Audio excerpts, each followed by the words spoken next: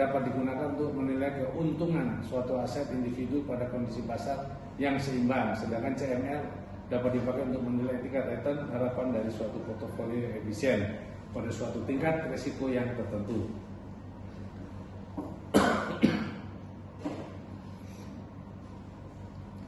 Return sekuritas yang disyaratkan berdasarkan hubungan tingkat return dengan beta, maka komponen menyusun required rate of return terdiri dari tingkat return bebas resiko dan premi resiko. Secara sistematis hubungan tersebut dapat digambarkan sebagai berikut: K1 tingkat keuntungan aset bebas resiko plus premi resiko sekuritas sama dengan RF plus beta 1 RM dikurangi RF.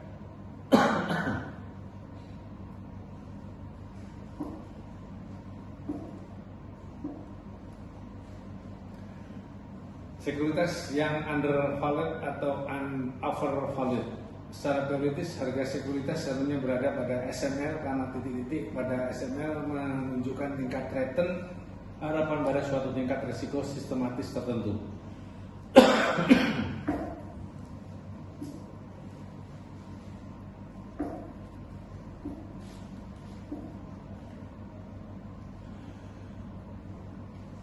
Market model bisa disimulasikan dengan meregresikan return sekuritas yang akan dinilai dengan return indeks pasar.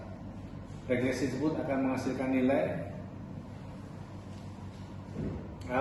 alfa, ukuran return sekuritas I yang tidak terkait dengan return pasar. 2. B1 peningkatan return yang diharapkan berdasarkan tabel di atas. Perhitungan berikut dapat dibuat. Rata-rata return saham SS 0,85 dibagi 5 sama dengan 0,17. Varian return saham SS sama dengan 0,188 dibagi 4 sama dengan 0,047. Divisiasi standar return saham SS akar 0,047 sama dengan 0,216795.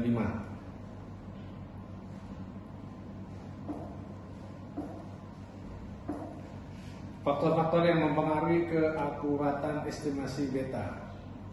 Estimasi beta tersebut menggunakan data historis. Hal ini secara implisit berarti bahwa kita menganggap apa yang terjadi pada beta masa lalu akan sama dengan apa yang terjadi pada beta masa datang. 2. Garis karakteristik dapat dibentuk oleh berbagai observasi dan periode waktu yang berbeda, dan tidak ada satu pun periode dan observasi yang dianggap tepat. Dengan demikian, estimasi beta untuk satu sekuritas dapat berbeda karena observasi dan periode waktunya yang digunakan berbeda. Nilai nomor 3, nilai alfa dan beta yang diperoleh dari hasil regresi. Beta portofolio, contoh diketahui informasi berikut ini: sekuritas FF, GG, HH, II. Banyak investasi 20 juta, 5 juta, 10 juta, 18 juta. Terus return harapan 0,10, 0,12, 0,15, 0,17. Beta 0,90, 0,95, 1,2, 1,3.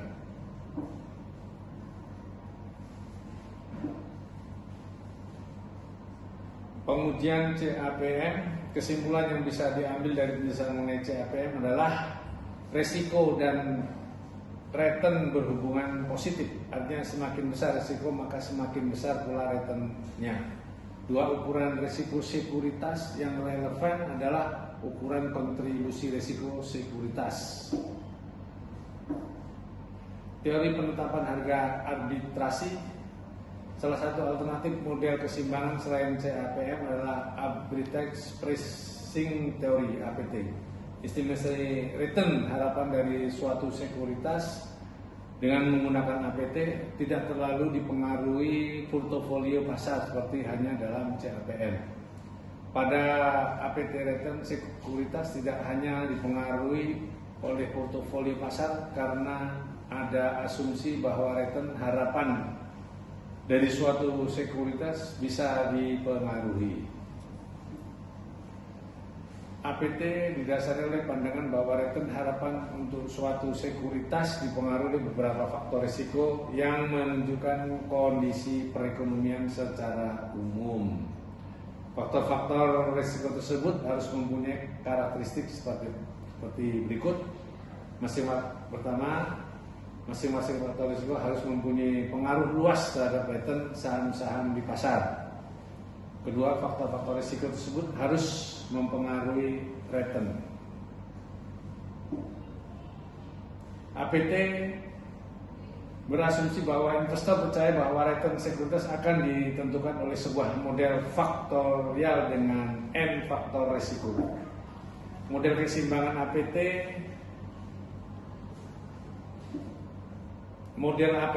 pada dasar CAPM merupakan model APT yang hanya mempertimbangkan satu faktor risiko, yaitu risiko sistematis pasar. Dalam penerapan model APT, berbagai faktor risiko bisa dimasukkan sebagai faktor risiko. Model APT, misalnya Chen, Rong, dan Ross 1986 mengidentifikasi 4 faktor yang mempengaruhi return sekuritas, yaitu 1. Perubahan tingkat inflasi.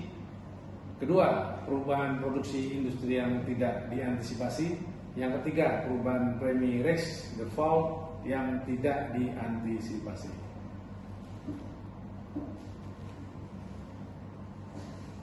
Demikian penyajian dari saya. Terima kasih atas perhatiannya. Assalamualaikum warahmatullahi wabarakatuh.